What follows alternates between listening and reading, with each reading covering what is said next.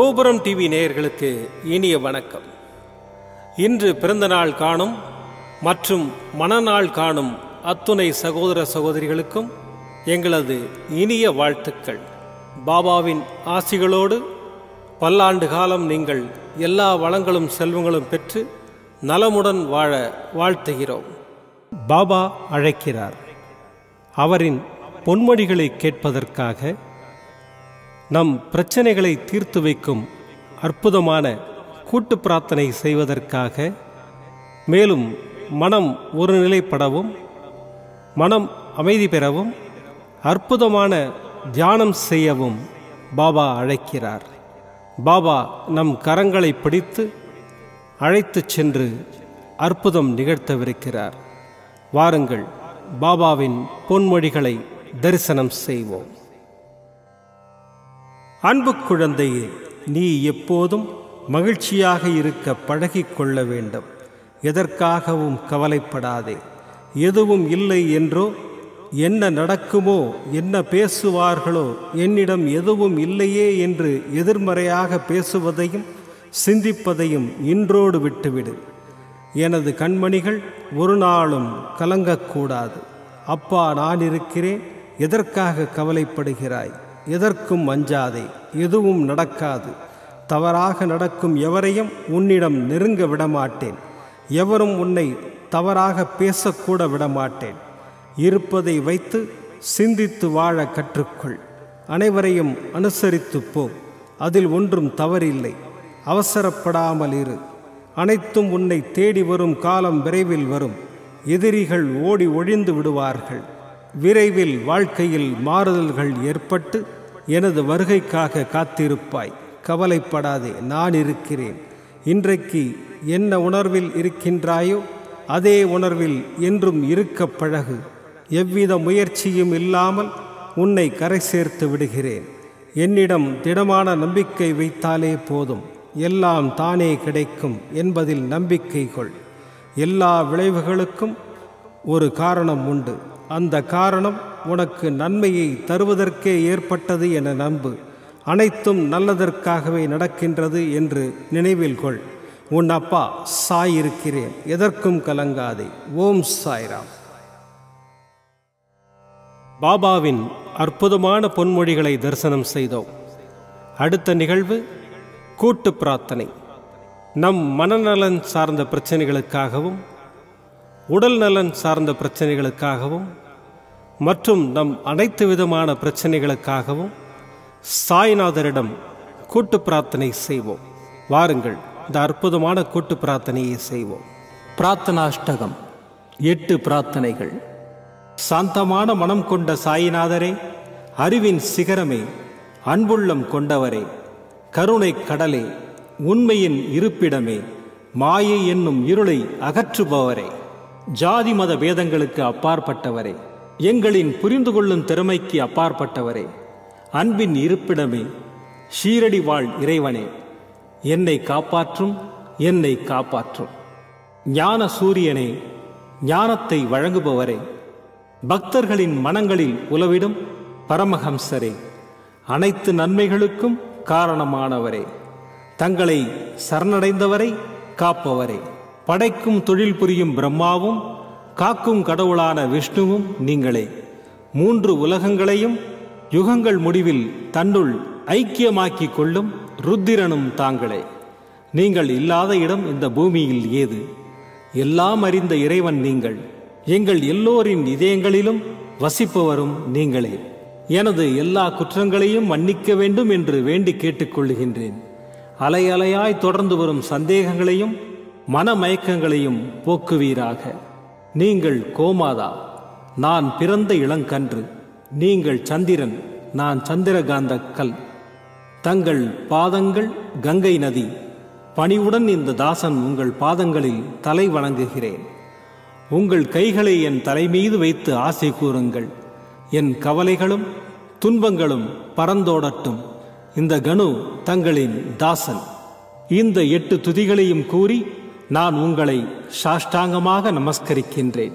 எனது பாவங்கள், துன்பங்கள் மற்றும் ஏழ்மை நிலை இவை யாவும் உடனடியாக விலகி ஓடட்டும். ஓம் சாய்ராம், ஓம் சாய்ராம், ஓம் சாய்ராம். அற்புதமாக கூட்டு பிரார்த்தனை செய்தோம். பாபா நம்முடைய கோரிக்கையை ஏற்று நிச்சயமாக நமக்கு அற்புதங்களை செய்வார் என்பது சத்தியம். இனி கண்களை மூடி பாபாவை மனதில் நிறுத்தி பாபாவின் அற்புதமான சக்தி வாய்ந்த மந்திரத்தை அனுபவிப்போம். ஓம் திகம்பராய வித்மஹே யோகாரூடாய தீமஹி தன்னோ தத்த பிரச்சோதயாத். ஓம் திகம்பராய வித்மஹே யோகாரூடாய தீமஹி தன்னோ தத்த பிரச்சோதயாத். ஓம் திகம்பராய வித்மஹே யோகாரூடாய தீமஹி தன்னோ தத்த பிரச்சோதயாத். ஓம் திகம்பராய வித்மஹே யோகாரூடாய தீமஹி தன்னோ தத்த பிரச்சோதயாத். ஓம் திகம்பராய வித்மஹே யோகாரூடாய தீமஹி தன்னோ தத்த பிரச்சோதயாத். ஓம் திகம்பராய வித்மஹே யோகாரூடாய தீமஹி தன்னோ தத்த பிரச்சோதயாத். ஓம் திகம்பராய வித்மஹே யோகாரூடாய தீமஹி தன்னோ தத்த பிரச்சோதயாத். ஓம் திகம்பராய வித்மஹே யோகாரூடாய தீமஹி தன்னோ தத்த பிரச்சோதயாத். ஓம் திகம்பராய வித்மஹே யோகாரூடாய தீமஹி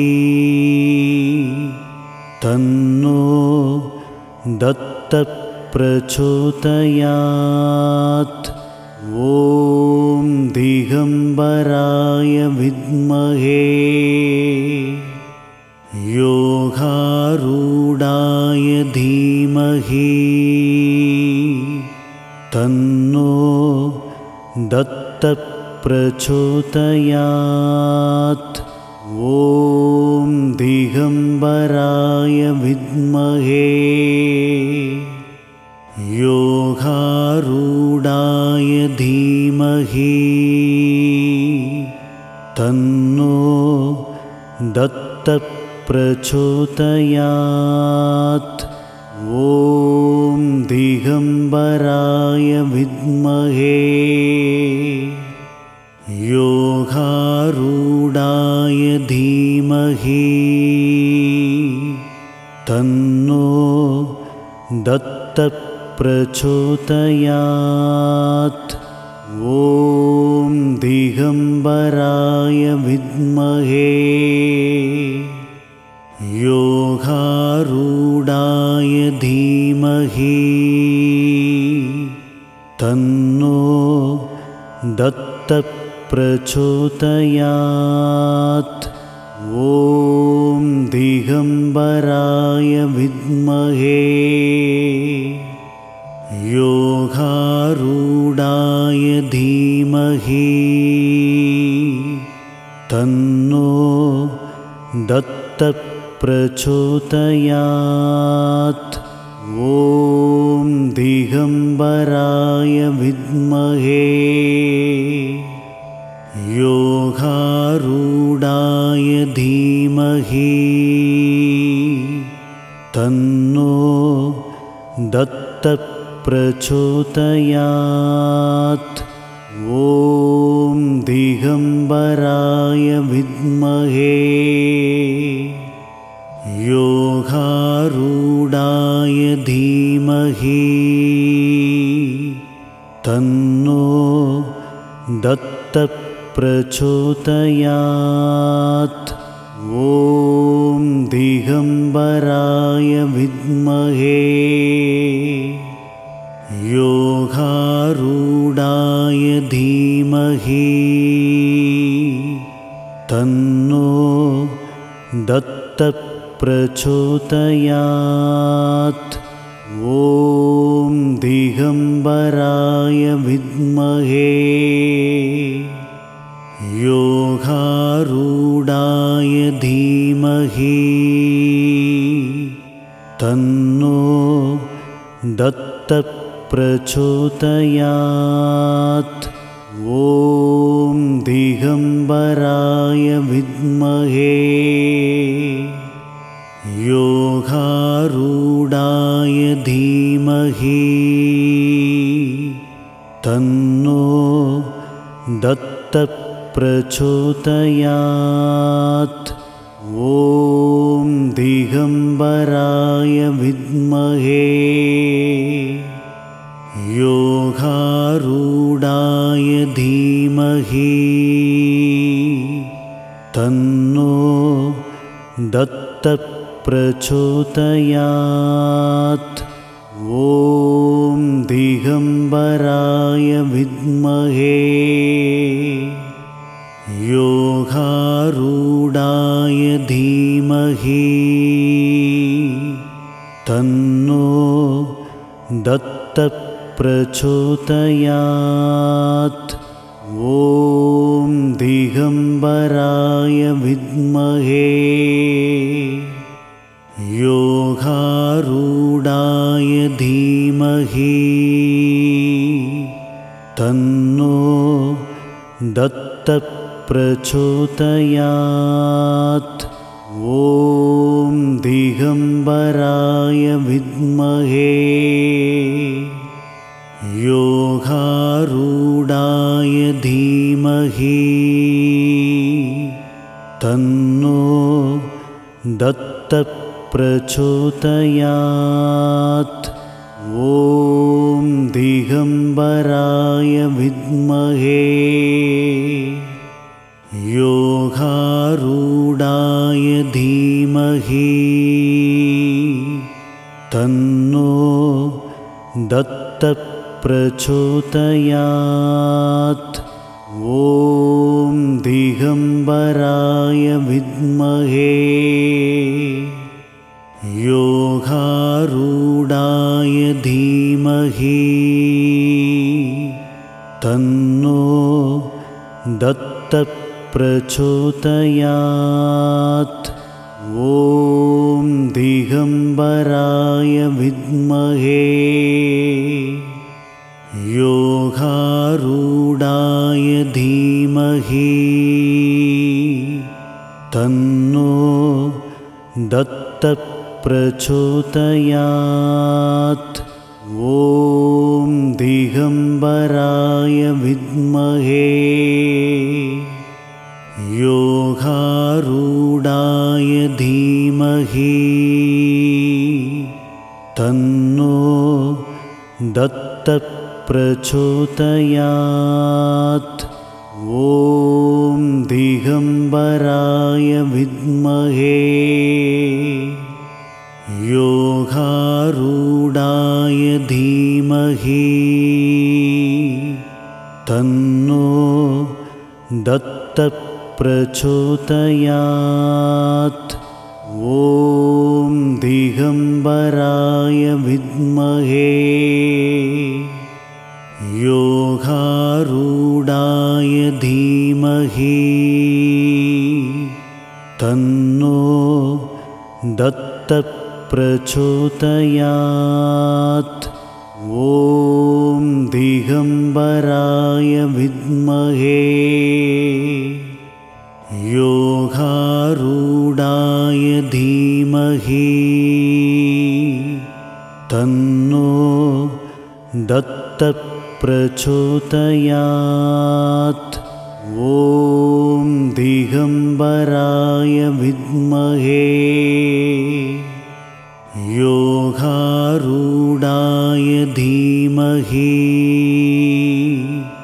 तन्नो दत्तः प्रचोदयात्। ॐ दिगम्बराय विद्महे योगारूढाय धीमहि तन्नो दत्तः प्रचोदयात्। ॐ दिगम्बराय विद्महे योगारूढाय धीमहि तन्नो दत्तः प्रचोदयात्। ॐ दिगम्बराय विद्महे योगारूढाय धीमहि तन्नो दत्तः प्रचोदयात्। ॐ दिगम्बराय विद्महे योगारूढाय धीमहि तन्नो दत्तः प्रचोदयात्। ॐ दिगम्बराय विद्महे योगारूढाय धीमहि तन्नो दत्तः प्रचोदयात्। ॐ दिगम्बराय विद्महे योगारूढाय धीमहि तन्नो दत्तः प्रचोदयात्। ॐ दिगम्बराय विद्महे